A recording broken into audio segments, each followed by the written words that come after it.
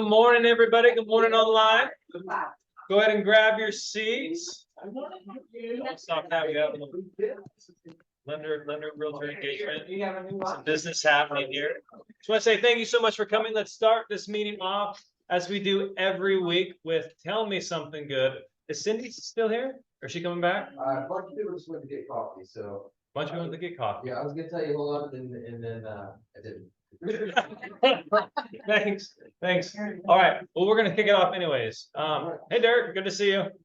All right, Valerie, pretty girl, tell me something good. What good happened in your business or our business recently? Yeah, we have 2 new listings coming up this week. Awesome. Good stuff. And then where did those leads come from? Where is it? I guess probably Who are they? Thunder Creek and Roseville. Yeah, one was a past client and one was I don't know where Roseville came from. Google lead. There you go. Wonderful stuff. All right. Who else has to tell me something good? Or tell me something good went to go get coffee. So the press. You got one? What you got? Just had a really successful open house at Cindy's team, Lisa. Hi, Lisa. But we had really good open houses. I mean, it's such an awesome house. It's now under contract. But it was just exciting to have like a lot of people come through and get some good leads and stuff. Awesome. So some people are curious about that. How did you get so many people through the open house? What did you do to generate traffic? I mean, we have a team, so we all like reposted it on social media. I know Cindy posts it everywhere, so just a lot of social media and online. And frankly, the house is amazing, and the pictures are amazing. Mm-hmm. So it really drew in a lot of people. Awesome. How many signs did y'all put up? So personally, Cindy told me where she wanted them done, which was fine, which is great. And I think we put 4 on one corner, 4 on another, and then 2 on one corner, and then I had a bunch of them in front of the house. And then Michael and I piggybacked. I did like 12 to 3, and then he did 3 to 5 or something like that. Got it. So I know Cindy's really big on signs. She wants 20 to 30 signs up for open house. Yeah, we've all been buying signs. Yeah, we weren't doing that many, but we had 15 to 20. 15 to 20? And it was good. I got a cash buyer lead, reelected lead. I told him yesterday From the open house. From the open house. There you go. So we got past clients, pay-per-click, Google pay-per-click, and open houses. We have plenty of signs that just made an order when we picked them up, so as many as you need. I have 150, so they're $10. He gives us a really great deal. I think there's 7 for the sign and a couple for the stake, so we just charge you cost, which is like $10. Okay. So Thank you so much. yeah, awesome. Good stuff. All right. Let's move on to upcoming events. Hello. Show my screen really quick. Oh, do we have another Tell Me Something Good? Arvid?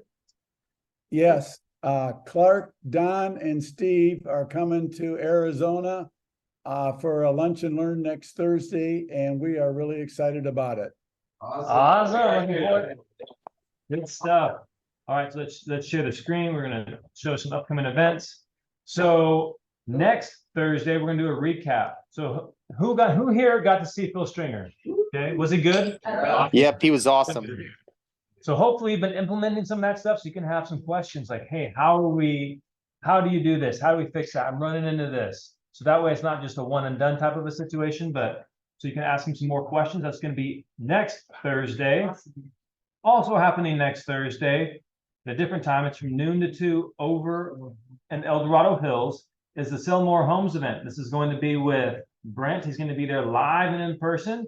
And Krista Mashore is going to be out there as well. So this is free. Just go ahead, hop on Eventbrite and register, and you can do that there. Speaking of which, I saw somebody in the chat asking, let's do this. I saw somebody in the chat asking about how they can find out about future events. And what you need to do is you just can go on to, there's so many freaking bots. Guys, don't bring your bots in here. Use your hand.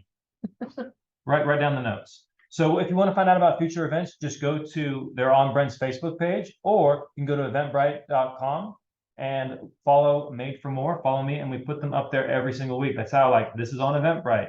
Today's event is on Eventbrite. So if you're ever curious, hey, what's coming up? What are some upcoming speakers? What are some upcoming topics? Just go onto Eventbrite and register on there. And then anytime we put up a new event, you will be automatically notified. So does that help, Christina? Answer your question? You're on mute. Cool. Cool. All right. So real quick, let's just go through the Thank rest of the events.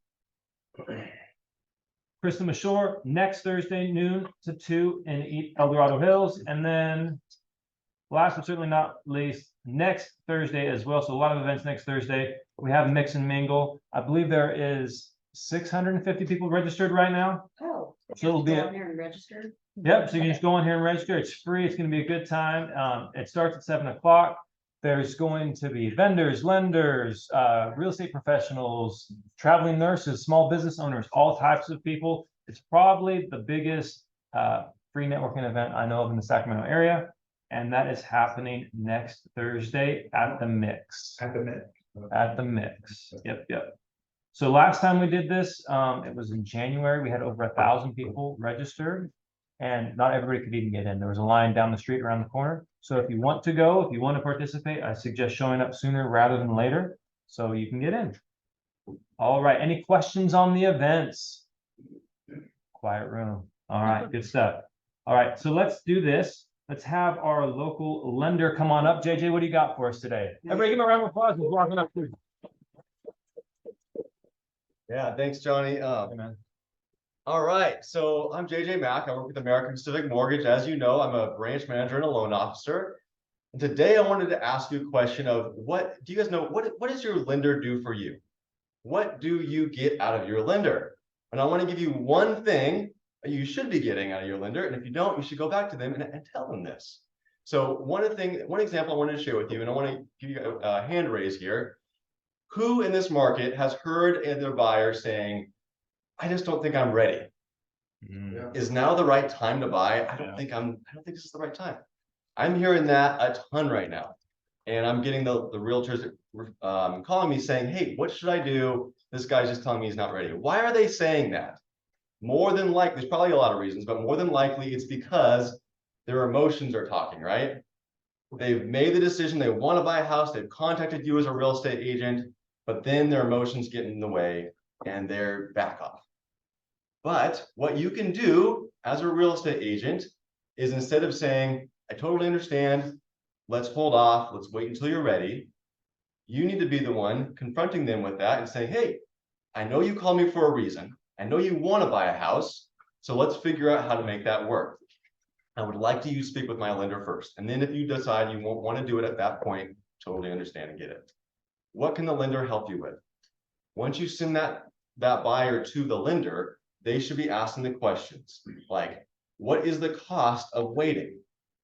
What is your rent currently versus what it's going to look like when you buy? Those are two very important tools that we can use to allow them to see the benefits of owning a home today. And then it will let them know that even if the prices of homes do come down, even though we know they're not going to, or even if the rates continue to stay high and they can't refinance in the next year, it still benefits them in the market that they're in today. So with that being said, that's a huge important thing that you can do as a real estate agent, sending them to a lender that you can partner with.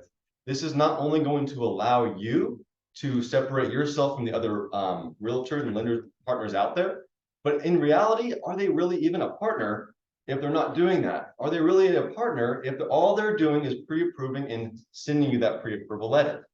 So get with your lender, make sure they are doing these things. That's just one example. If there's other things that you guys want to talk about, other objections that you're hearing out there right now, more than likely the lender can get involved and help that buyer understand why today still might be a good time to buy. So feel free to email me, share with me the objections that you're getting, and let's talk through those things and see if we can make those buyers' dreams come true today. Love it, man. Thanks so much. Wait, before you go, what's happening in the wonderful world of lending, like interest rates, things like that, programs? I didn't think you'd want to know about interest rates right now. Yeah, right. No, obviously we're seeing interest rates continuing to climb. with the Fed and the way that they're making their moves today. We are seeing some things continue to go that way. With that being said, though, I would recommend you guys take a look back at the 2-1 buy down, because this is going to allow you to get in front of your clients today and find that payment that works for them, knowing that at some point the Fed cannot keep interest rates at this level. We cannot continue to run at this level, especially with an election year coming up next year, right? So as we see that coming up, they were going to have to do something sometime. And in that time, that 2-1 buy down or 3-2-1 buy down can really get them into a position of being able to afford a home and being comfortable with that payment, bless you, Tom, over this next year or two. Good stuff. And then what about, I got lots of questions, JJ. Yeah. What about the 1%, 2% grant thing? Yeah, so there's obviously a height income threshold with that program, but we have a way to do a 1% down right now. So if you have a client that doesn't have the amount of money that they need to buy a home that with a 3% or 3.5% down payment, we have a program that we broker out, and they will grant you the 2% money. It's given to you. So it is a 3% down payment, but that 2% is given to you or your client. And then you only have to put 1% down. There's some tight income limits to it, and there is a sales price threshold depending on the area that you're looking at. But that's an option and a good way to start the conversation with the buyer. Any other questions or any other programs you guys want about? Yeah. Is this market good for the carryback for the seller? Yeah. I mean, if the houses are on the market for a long time, that's a good time. I don't know if Mark's doing it at all, so I haven't sold any yet, but I bought houses in the past where it didn't carry back. Yeah. So I was wondering if this is good for, if this market's good for that, yeah. Well, it's definitely good for the seller, right? Because Yeah. the interest rates, they're able to get, such a good return on their investment. Correct. So absolutely, I'm personally doing one right now where I'm buying a property and then getting seller carryback, and they're charging me a ton. So it's great for them, and it's good for the buyer as well when they might not have the down payment needed to purchase that home. So it can be a good option to keep in your bag if you need something out there that you just don't have the down payment for sure. What's the lender's take on buying subject to, like, are lenders complaining about that, or are they okay with it, or is there? You mean subject to in terms of selling the home like a contingent offer, or? No, subject to, like, I'm buying, Existing let's say I buy a Oh. house, it's got a 4% on it, I'm just gonna take that over for a couple of years. They can find out from the insurance bill, and I did that, and lenders going after that, but people that are doing that, I just do You mean like an assumable? No, I Blinds. mean, so about property, I've done a few subject twos where you got a 4% loan. And it's a great rate, and I'll just say, I'm gonna pay that, I'm gonna give you $100,000. You just go away for 2 years, and then I'll refi and pay you the rest in a couple of years, so I take it as subject to. In the meantime, the lender can find out when they look at the insurance. Liability policy, so, in the past, they were kind of going after that. I wondered in this market where we got a 7 or an 8 compared to somebody taking over that 4 and keeping it 5, the lender is okay with that. So those are obviously options for a client. So if you have, depending on the lender, right? So we do have several lenders that we service our loans through. They would have to then find that lender, confirm that it's okay with that lender. If it is, then they'll have to requalify with that lender. We don't do that, we just take it subject to. Yeah. Blind I assumption. just wonder if they find out. I might not understand the question, yeah.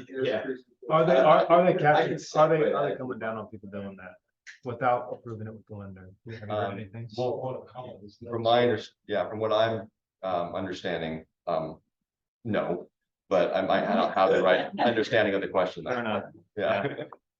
Yeah, that's probably like an as case basis, like if you get caught, like if you want to play it safe and make sure that the loan's assumable. If not, then they could come back. You're playing roulette there, is what it sounds like. Right, I feel like it would be that way in any market, right? You would be taking that risk, right? If you did something like Yeah, I've that. had lenders write letters like, are you? Oh, really? We're like, oh, everything's cool. They kind of drop it. Oh, really? I'm wondering in this market if they're getting aggressive. You really probably don't like those 4% or 3%. Yeah, I'd like to explore that more actually. So maybe I'll get back to you next week once I've got the information with that.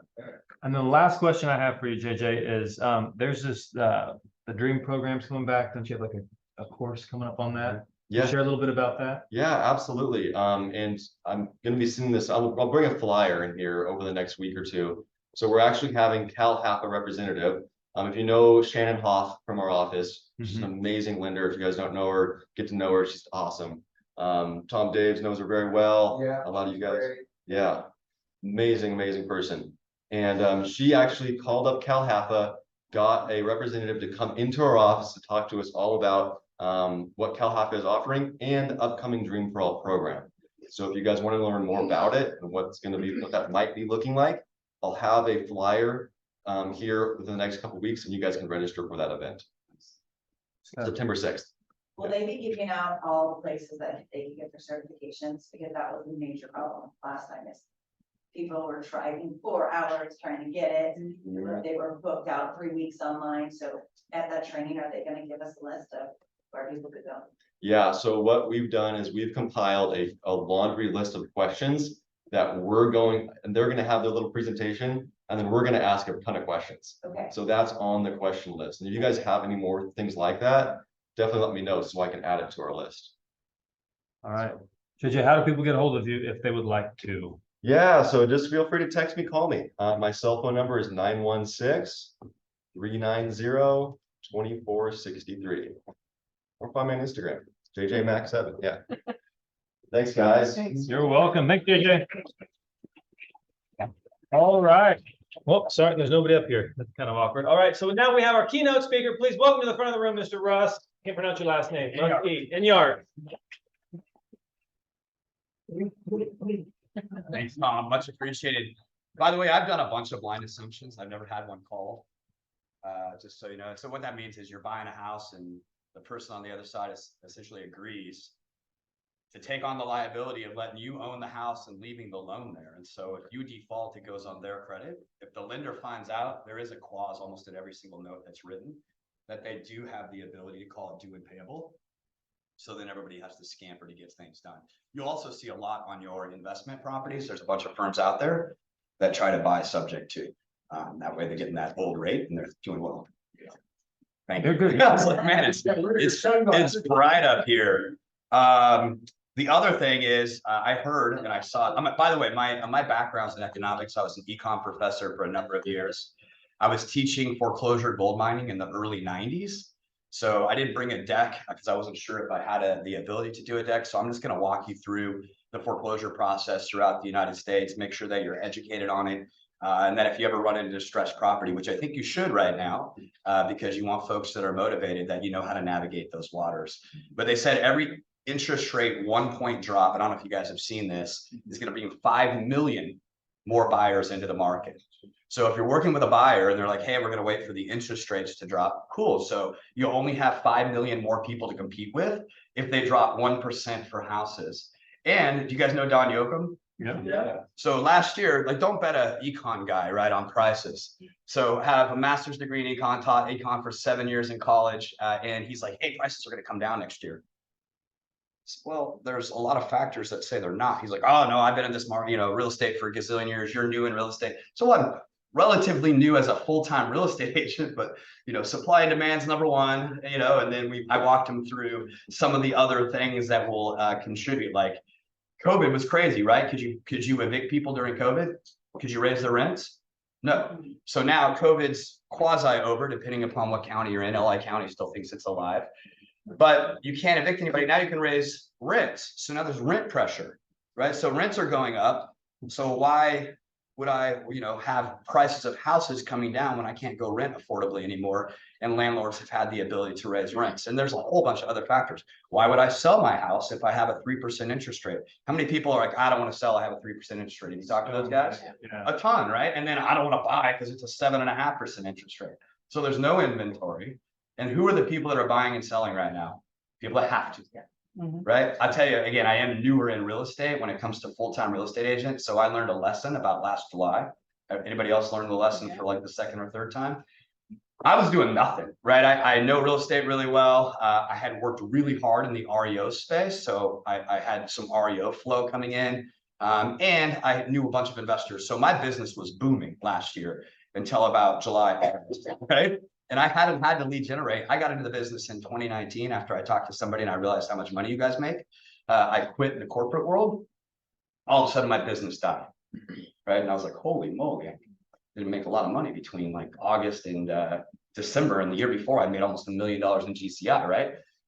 So point is this, is nowadays you want to find people that are motivated, correct? There has to be a reason. And I think Tom loves all the D's. I mean, today we're talking about distressed, and then there's diamonds, and there's diapers, right? And there's divorce. Are those what you're seeing out there? Yeah, divorce, diapers, diplomas, and the daily The grind. daily grind. And today we're going to talk about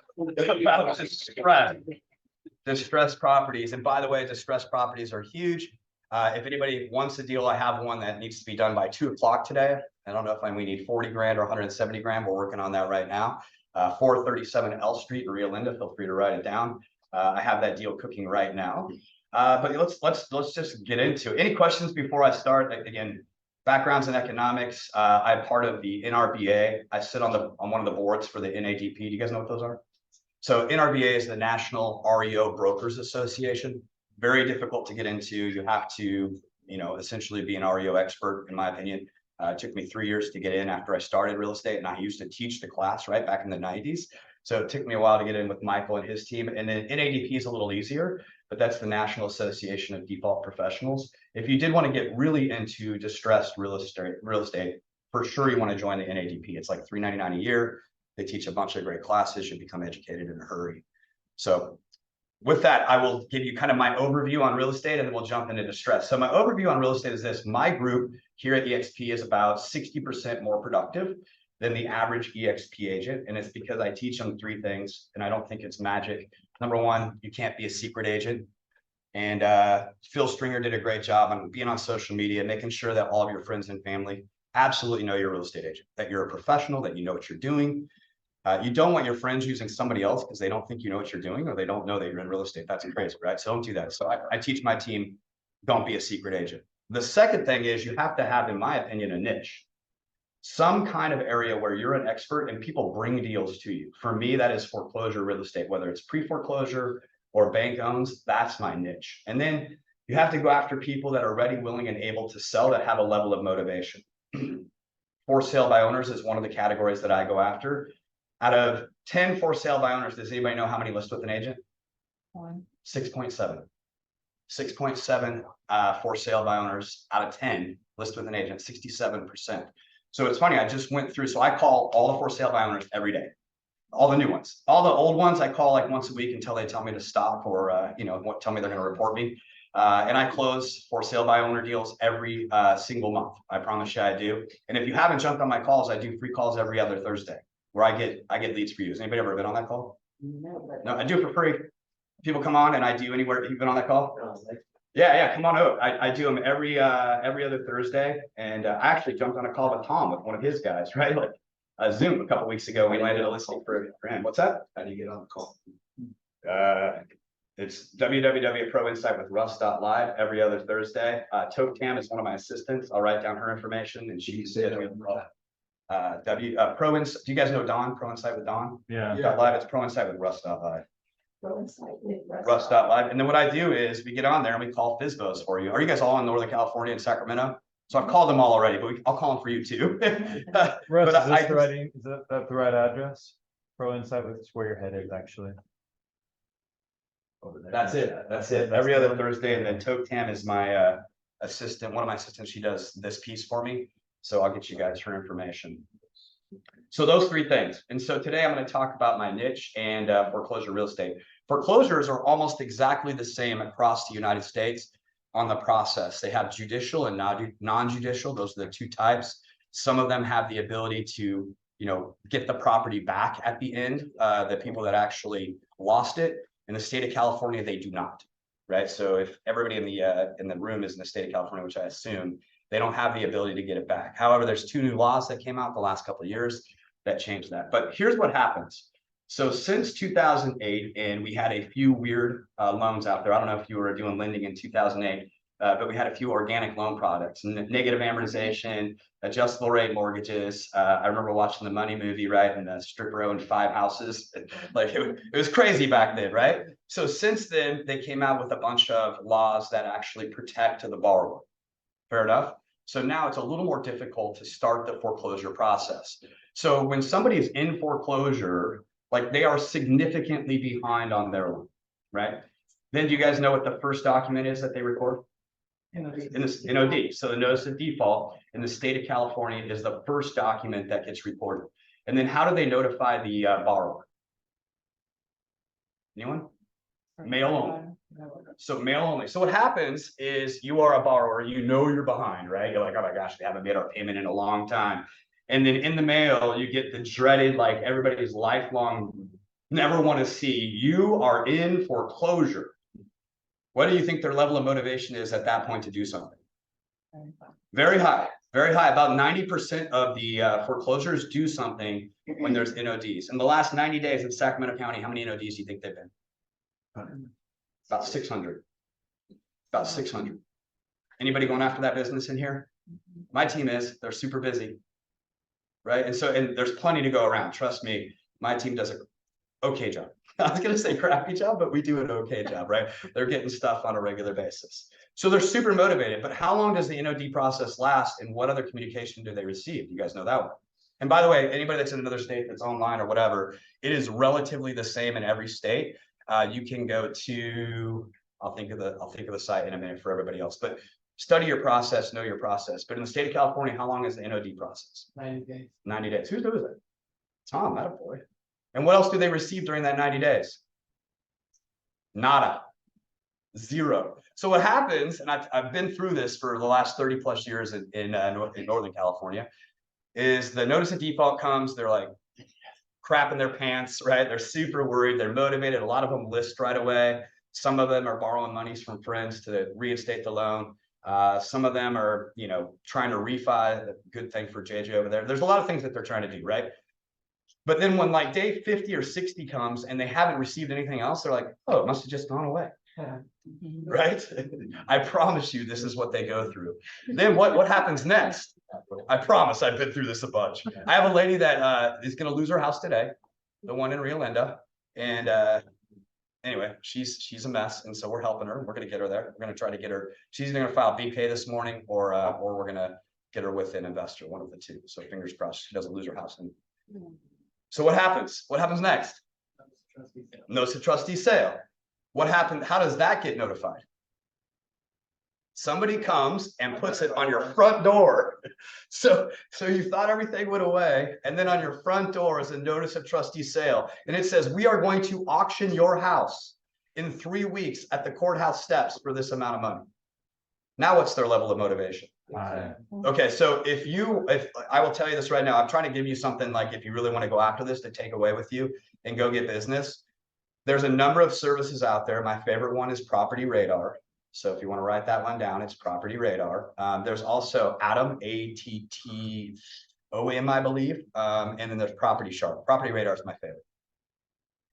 They pick up the notice trustee sales right away and they post them on their website. You can filter through them. If you really get stuck, they will take you through classes. If you really get stuck, call me.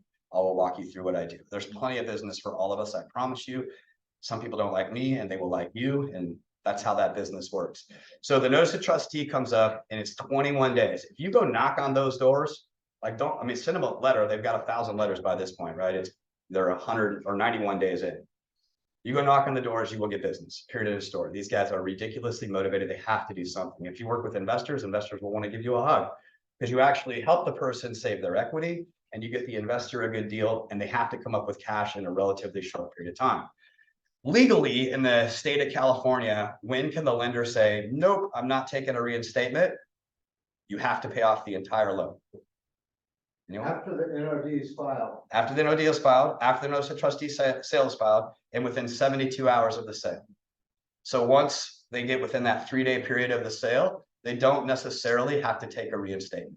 Most banks will. I'm working on that right now, even though it doesn't look like it. I have somebody working on that for that lady to see if we can get a reinstatement. So is that a law where within 3 days of the sale, the banks don't have to Yes, come to an agreement? correct. So once it hits that point, then. They don't necessarily have to, but they're usually pretty friendly. They don't want to end up in a lawsuit. That's the last thing they want. So banks don't want to own real estate.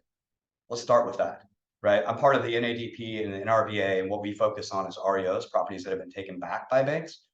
They don't want to own it. The big banks are doing everything that they can to try to have it not hit that category. If you want to be an REO broker, that's going to take a while. You're going to need to go to main conferences. You're going to have to understand exactly what's going on. You're going to have to get to know asset managers. I'm not trying to keep you out of the space that I'm in. I will take you to 5-star and I will introduce you to people. I will be there next month. However, it takes a while, right? You have to, it's not an overnight fix. Notice of defaults, notice of trustee sales. These are people that normal, real estate agents deal with all the time, and they are motivated and they are ready, and you guys can go out tomorrow and make a change. And they don't want to back. The banks want to do something with you. They want the seller to capture their equity. All right, so now we have 72 hours. They can or can't reinstate. Then what happens? Auction. You guys been there? You ever gone and watched one? Yeah, totally. I bought about 90 properties at the courthouse steps. What's the big problem with buying them at the courthouse steps nowadays? Anybody know? Cash? Well, that's the big problem for everybody. That's been forever. It just changed a couple of years ago. They came out with a law called SB 1079. So SB 1079 says if you're a nonprofit, which they tweaked with AB 1527, a nonprofit, or you want to own a home, you have the first right to take it away from the investor. So anybody that has a decent amount of cash or a relative with a decent amount of cash, buying a home through SB 1079 is a fantastic way to buy it. So if you personally, because you're not going to make any money as a real estate agent, but if you personally or have a family member that wants to buy a foreclosed property, once it's been foreclosed, doesn't matter if the bank took it back or if it was bought by a third party. Anybody know the most active third party in Sacramento? Anybody heard of Wedgwood? Wedgwood buys about 70-75% of their stuff at the courthouse steps. They're the biggest competitor that we have. By the way, they pay 1% and they run their agents like crazy. And so if you want to try to go after the Wedgwood business, I can introduce you to Michael and those guys too. I don't think you will. It's a pain. But SB 1079 says this: once the property has been foreclosed for a 15-day period, you can identify yourself as somebody that wants to buy that property. So you just hold your hand up. You got to send in a letter of intent that says you want to buy it to the trustee. It has to be done correctly.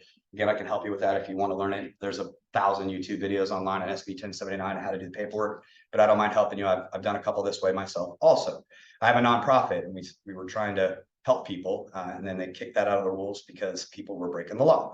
Anyway, SB 1079, you have 15 days to identify. Then once the 15 days is up, you have 30 days to send in your money. And it's just like you're bidding at the courthouse steps, kind of, but you get a little more time. It's a little more, I don't know, it's easier, right? Than buying at the courthouse steps. Yes. I'm sorry, you go fast. Yes, I know. But it's great information. Sure. 15 days to identify, what does that mean? So let's say the foreclosure happened September 1st. Uh-huh. Okay. You have until September 16th to send in the trustee that says, nope, I'm taking that property away from Wedgwood, or I'm taking that property away from the bank. After you've identified yourself, then it's a competitive situation. So there could be 3 people that said, Okay. you know what, I really want to live there. Okay. Right. And if there's 3 people that say they want to live there, then it's whoever sends in the most amount of money. I just helped my construction guy, my main guy, his brother. We just bought one in Rockland, was worth about $750. He bought it for $560. Wow. Saved almost $200,000.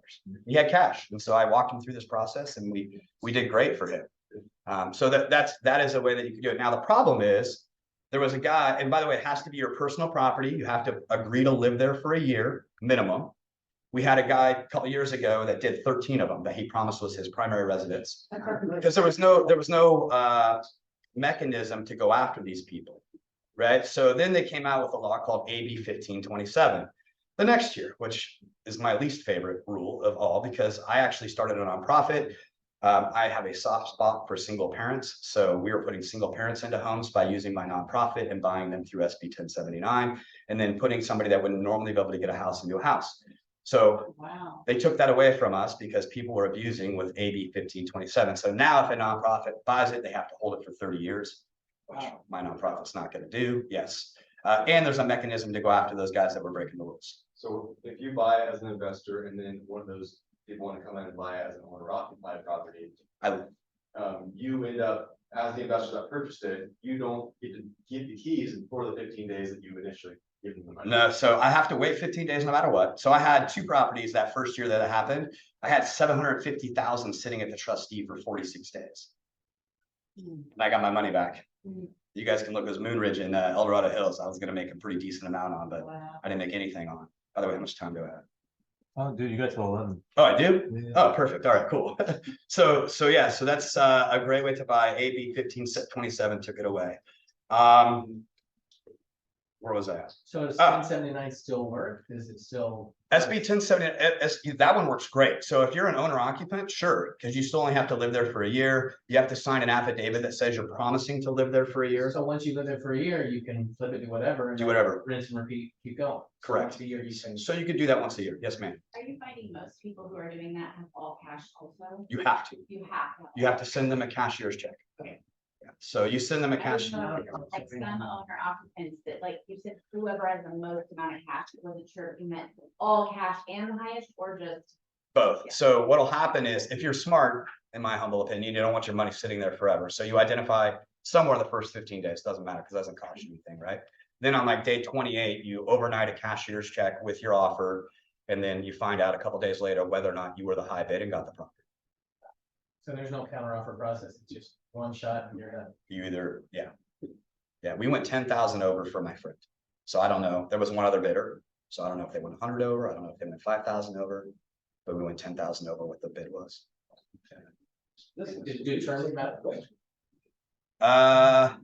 No, it does some of them. Wedgwood's still getting a bunch, but there's not that many people that, how many of you knew about SB 1079, the ability to buy? So I'm sitting in a room full of real estate professionals, who don't know, right? And so there's just not that many people that know. And so Wedgwood is still able to go out there and buy. They're super aggressive. Super aggressive. They're at all my conferences. All right. At the trustee sale itself, it's conducted like any other sale, right? And when the property goes back, let's say that let's just use the one that I'm doing right now. So right now, the one in Rio Linda, there's 170,000 that's owed, right? If the bid goes to 250,000, you guys know the process at that point, and it closes at 250 and somebody new buys it. I was just walking in, so this property is actually listed with a real estate agent that didn't know how to postpone the sale. So the poor lady is going to go to sale today. So I was trying to walk them through that. So maybe they get it postponed, but the 80,000 will actually end up going to the owner. So the overpay at the auction will go to the owner. Yeah, same thing with SB 1079. So let's say it goes for 250 at the sale, and then SB 1079, somebody does 270, right? So now that extra 100 grand now, instead of 80, will actually go back to the owner. They complete what's called a TSG, trustee sale guarantee, which is kind of like a prelim for a foreclosure. Once they pay off the loans that they know of, they try to find anybody else that might have debts. And then after that, the person that lost the home has to go claim the money. A lot of them don't know that either. So then what happens to the money after it sits there for a period of time? It goes to the state of California. Crazy, right? Crazy. Okay. What's that? What are they doing with that? Oh boy, who knows? Yeah, figuring out ways to tax us more, right? All right, so here's what I would do, right? So there's a couple different ways to go after this business. The first way is the NOD period. So if you want them for free, every single one of your title companies, is there a title company you guys normally work with? So I'm pitching the right one. There's a few in here right now. I love. Go ahead, ladies, raise your hand. What did you say, sorry? Title company? Yeah. Oh, who are you with? Fidelity? Fidelity? Everybody's Fidelity over there? That's okay. It's okay. Huh? Yeah, Fidelity National Title. So you guys can actually reach out to them. They have people that can pull all of the notice of defaults in whatever area that you want. And then they can give you the information on who the owner is. All that's public information. And I do want to mention though, because of SB 133, that data is available, but it is available for purchase. For purchase, yes. Yes. And I don't know what they're going to charge you for it, and maybe It's very important. very affordable. So yes, they can't, there's a lot of stuff they can't give away for free anymore. So again, get with your title person, whomever it is. We got Fidelity in here. They can provide you a list of notice of defaults for whatever geography and time period that you want. You want owner information, whether it's owner occupied, right? If it's owner occupied, then knocking on the door makes sense. If it's not owner occupied, you knock on the door, you need to ask the tenant, how to get a hold of the actual person that owns the property, right? If it was me, I would do two campaigns. I would do a letter, which is educational and helpful. That's what we do. It says, hey, listen, you're in default. You have 111 days, most likely, and most times it's a 90-day NOD period, 21-day notice of trustee sale period. I don't know why they haven't changed it. The reason that they used to do 21 days is they used to have to publish in legal newspapers before there was the internet. And so they had to do once a week for 3 weeks to let everybody know, right? Back in the Daily Recorder or whatever. If you guys remember those, I used to clip those out. Anyway, so 111 days, be educational, be helpful. Don't lose your house to the bank. That's what they want to hear. Every time they call the bank, they get a recording that says, we are a debt collector attempting to collect the debt. Anything that you tell us, we're going to use to help us collect that debt, right? So that's the first thing that they hear. And you don't want to be the bad guy. You want the bank, no offense, I work for a lot of banks. You want the bank to be the one that's, the unhappy person that they're with, right? The person they're unhappy with. And then you want to be the problem solver. If you have all of this information, it's a big deal. Most of them, when they get the foreclosure notice, they have no idea what's coming. Make sense? Yeah. And so you have time to list. If you have a listing agreement, you want to make sure that you work. By the way, do you know who the three parties are in foreclosure? You have the borrower, the lender. Do you know who the person in the middle is? Trustee, right? So the trustee is like the title company. They're the neutral third party. So you want to immediately start working with the lender and trustee, let them know that you have the property listed. As soon as you get a contract, you want to immediately communicate with them that you have a contract, and so they know the closing date. You can postpone sales on, beneficiary's request, mutual agreement. There's a bunch of ways to postpone sales. If you happen to run into somebody that's stuck and you need help, call me. I will give you my cell phone number. I think helping people is the right thing to do. So again, NODs, I would do a mail and I would do a knock. If you guys can do a knock, I would knock all the ones in my closest neighborhood. And the first thing that you say to them when they open the door, trust me, I've done this 1,000 times, is, hi, I am whomever, I'm a real estate professional. Please do not lose your house to the bank. I would like to educate you on the process. That's it. Start there, right? Bring down the walls. Don't, hey, can I buy your house? Hey, you're in trouble. Hey, none of that works. I've had the door shut in my face a lot of times. Fair enough? All right, notice of trustee sales, you just got to be super aggressive. You have 21 days. So you want to make sure that A, you're not putting yourself in jeopardy or the E&O insurance of the company in jeopardy. You're the real estate professional that's knocking on the door with notice of trustee sale. You have to be really careful what you promise, right? With 21 days to go. So if I were you, if you're going to do this business and you don't already have a cash investor partner, now's the time to get one. Because you're going to want to be able to do a couple different things, or somebody that can do hard money. If they have a business, right? They own a business of some kind, which a lot of people do. You can actually lend it to the business, right? And then they can use that money however they would like. Does that make sense? So let's say I'm $25,000 behind on my mortgage.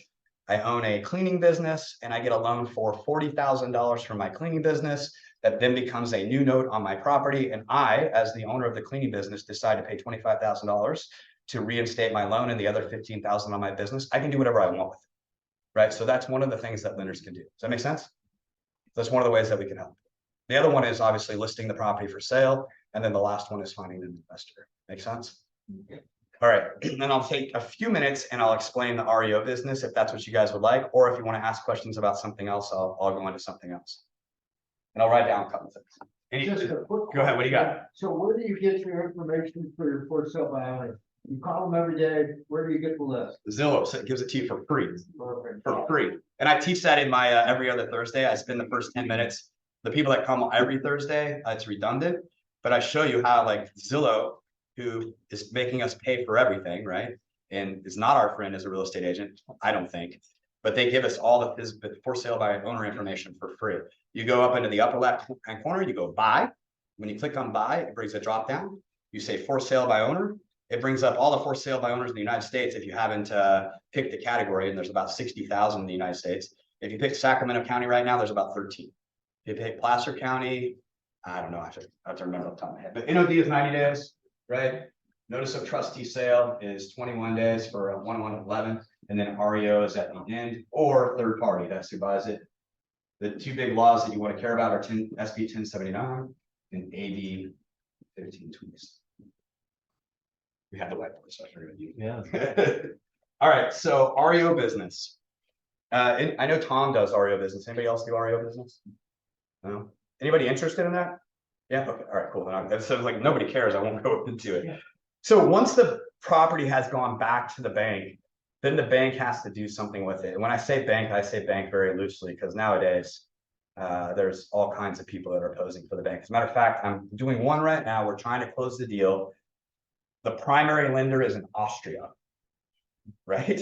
So they wanted the property recorded in one of their entities. And has anybody ever done an international deal? No? So what happened? Good education. So if you have somebody that owns a property in the United States and they live in another country, to get the property sold, they have to go to the consulate, or they have to do a word that starts with A. I'm not very good. I'm not very smart. Embassy? Yeah.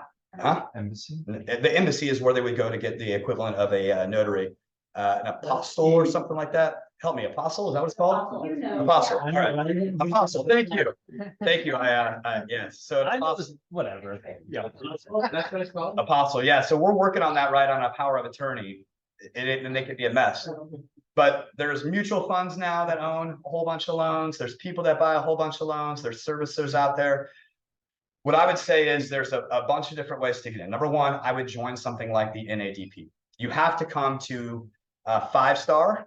5-Star is the biggest REO loan conference in the country every year. It happens in Dallas, Texas. Happens every year in September, right during archery elk season. So I go like every other year because I don't want to miss archery elk every year, right? So I'll be going this year. Yes, no archery elk for me this year, unfortunately. I'll be going to Wyoming later in the season.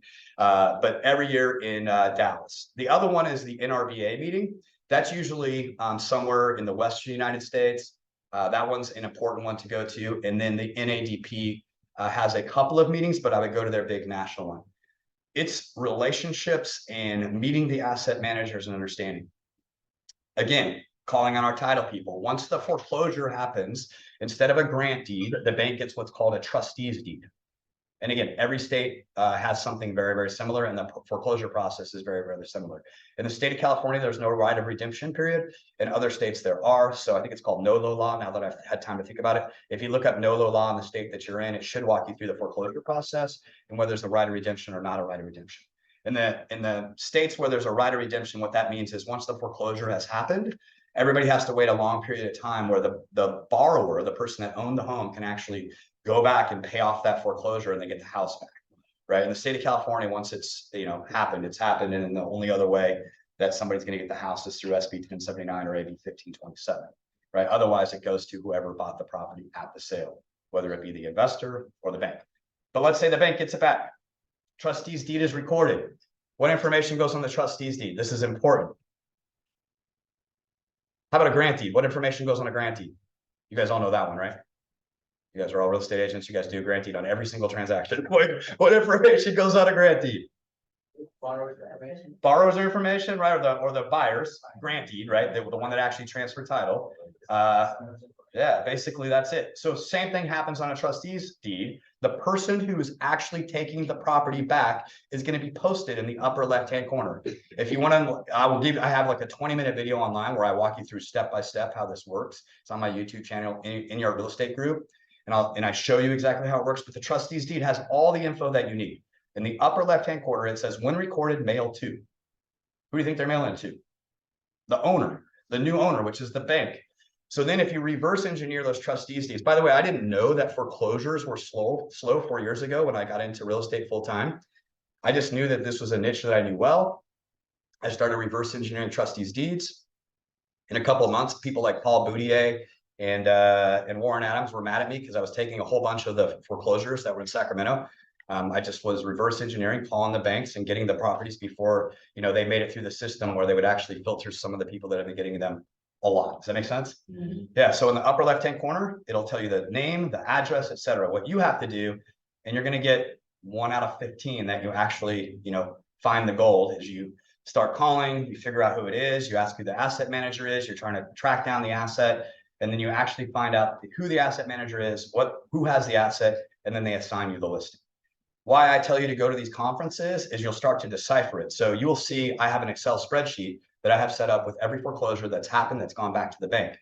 And for every county, I do Contra Marin, Alameda. These are higher end counties, right? There's more money in them. And I know who every bank is that took everyone back. So when I go to the NADP meeting and I find an asset manager from C-Link, which is one of the big reverse mortgage companies out there right now that's taking stuff back, the person I've been trying to email and call for months, I just now am face to face with.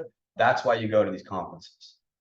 And they're like, oh, I have no idea who you are. I didn't know you were part of the NRBA and ADP. Well, I've been mailing you for like 6 months, right? But you get to meet these people at these conferences. And then once you form that relationship, that's when you start getting more business. Does that make sense? Yeah.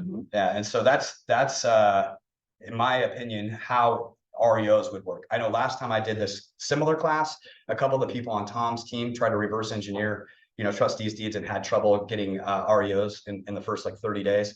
It just doesn't work that way. You may get lucky and get one.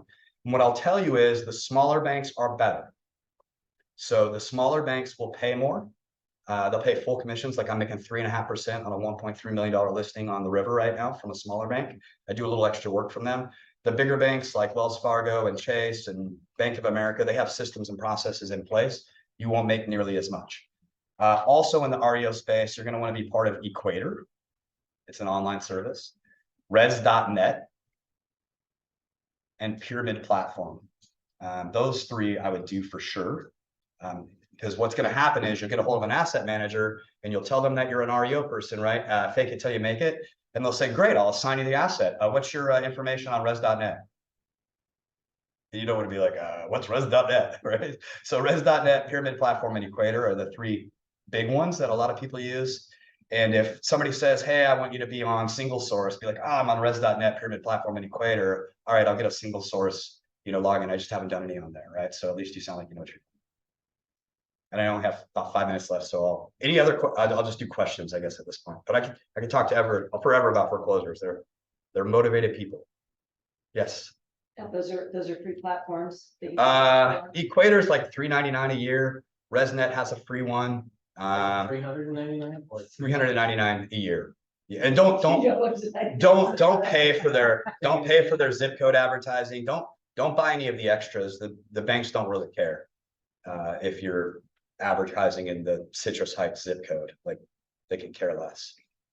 They want to make sure that you're on the platform so that they assign something to you. You can go in and pull the asset, and then all of your communication happens on that platform. Pyramid Platform is where I do a lot of my business.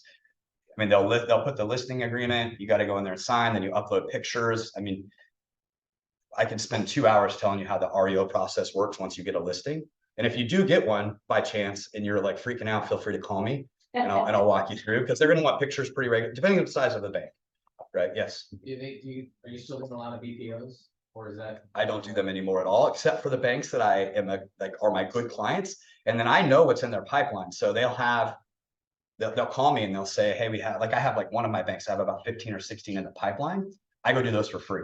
I just go, I get them done, I get them over to the bank. And so that way, when they have in their weekly meetings, they already know where they sit with that asset. Otherwise, I don't do any of the other ones. I get them all the time. I get 20 BPO requests a week. And you don't do them at all? No, I hate them. What? They pay between like $15 and $150. Yeah, if you do them right, they take like 4 hours. Right, but how do you, don't you need to do that to grease the wheels of the relationship? If I were you and you've never done an REO before in your life, great question. I would do 7 or 8 of them for $50 a pop, right? And then just that way you know how to do them and you have a level of education. And rumor has it, if you do them more regularly for these guys, they will actually assign you the asset.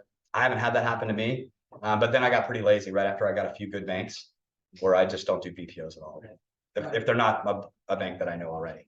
Yeah, I've done them and they're right. 4 hours, $50. Like, really? No, it's not worth I it. make more money working at McDonald's, but. Yeah, no. Any other questions or? Yes. So, man, dude, this is crazy. I had no clue that there were 600 active foreclosures on the market in Sacramento right now.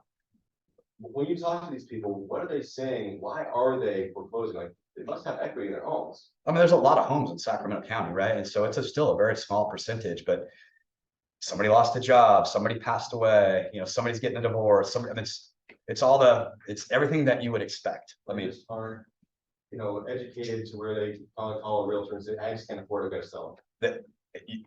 So it blows my mind how many houses I have bought the day of the sale from somebody that morning, where I'm wiring money into to pay off their loan, where if they would have done it the right way, they would have made 250, 300,000 in equity. Instead, they're selling it to me where they're going to make about 150, so I can fix it up so I can make my 50.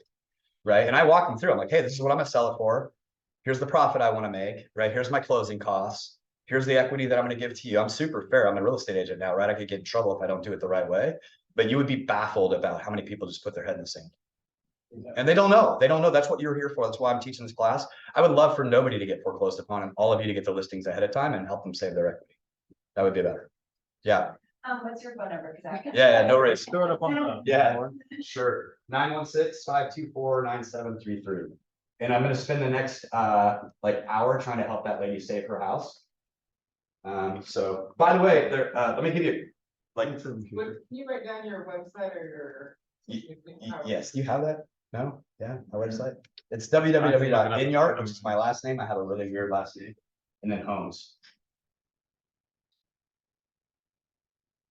Bankruptcies stop foreclosures, right? Or at least postpone them. So if you have somebody that's like in the last minutes and they have a foreclosure coming tomorrow and they're going to sell their house at the sale, refer them a good BK attorney. They can file a 7-11 or 13 and it will stop it for at least a month. They usually postpone at least a month and that gives you a little time to do something. Back in the day, well, for the last 4 or 5 years, when we've had interest rates at 2 or 3%, we haven't had any foreclosures or NODs at all because people can cure them really fast. Still regular flow. It's crazy as Really? it's crazy as they never end, Tom. Seriously? Never end. You would do not understand what these people. I promise there's always a flow. Even when money, okay, so now it seems that there'd be more because interest rates are 7%, they're hard to cure, but now they. No, they don't. so I would so no, it's no, you're not wrong. It's so back in 2018, prior to COVID, we're back to those levels again. And the only reason that we didn't have the normal levels anyways was because COVID didn't allow the banks to foreclose. Right. The big banks couldn't foreclose at all. The fix and flip banks, the commercial banks, some of them, they were still having no problem foreclosing. They had certain rules they had to act within, but now we're back to the regular level of foreclosures and it will happen for the rest of our lives. For the last 30 years, it has been exactly the same, except the crazy booms where we had those weird loan organic. I mean, all that we had on the market in 2009 was REOs, right? I mean, everybody was getting foreclosed on because why would you pay on a house that's worth 175 that you have a $300,000 loan on? It just doesn't mathematically make sense. Yeah. I don't think that we'll ever get to that spot again for a number of reasons, mainly because of all the loan regulation. Last Yes, sir. question.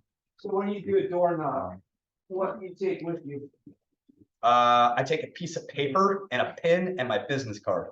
And I write a handwritten note, do not lose your house if they don't answer, which is 70% of the time. Do not lose your house to the bank. I understand the foreclosure process. I'd love to educate you. Please call me. And if they answer the door, what are you doing? Hi, my name is Russell. I'm a real estate professional. I am going to try to help you save your house. Please do not lose your house to the bank. Okay, and then you'll talk to them right there, is that the appointment? So just before Easter, I had one of my favorite ones. I had one of the guys in my office was like, you keep promising me you're gonna take me out. I'm like, all right, let's go. Right. So we go out and it was like the second door we knocked on was Friday before Easter. So Easter's on Sunday, Monday, nobody does anything, right? It's a holiday. And then Tuesday comes. He was going to lose his house on Tuesday. It was over in Citrus Heights. So we go knock on the door and I'm like, hi, my name is Russell. I'm a real estate professional. Please don't lose your house to the bank. He's like, oh, it's all taken care of. By the way, they always say that, right? I said, great. So you've got a release on the notice of default because I'm not seeing it. He's like, no, we're going to lose it on Tuesday. I'm like, you just like 10 seconds ago told me it was all taken care of. And I was like, well, okay. So like, I understand how this process works. They had to have sent you loan modification paperwork. He's like, yeah, my printer's broken. Oh my God. God is my witness. I said, get in the car. So we went over to my office. We printed out all of his loan modification paperwork. We said he had a hardship due to COVID. We sent it all in and they postponed the sale. And now he's back in his house. We didn't make a penny, but he promises he's going to list it with us. Yeah. Had a lady named Ruth, same type of situation. Just sold one of her 2 houses because I saved her house 2 years ago. What I tell them is, hey, I don't make money on everyone. How I make money is if I sell them or if I buy it as an investor. But if I save your house for you, if you're ever going to sell it in the future, use me. That's it. I bet they will. They do.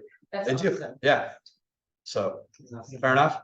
Yeah, that's really good. My printer is broken. Get in the car. Wow. Guys, was Russ good? Yeah.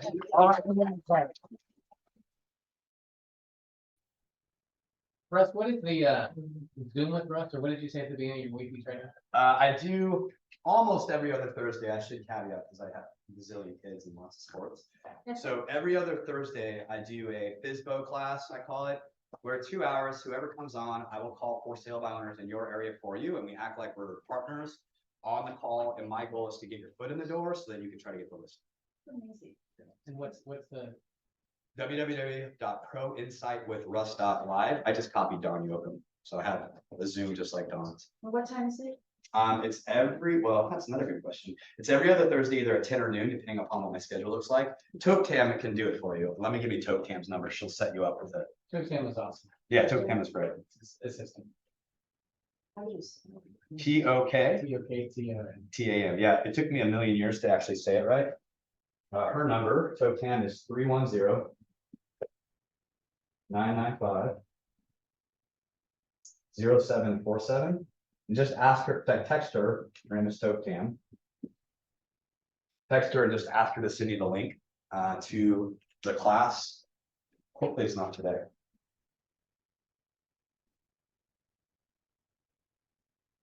Nope, it's not today. It must be next week.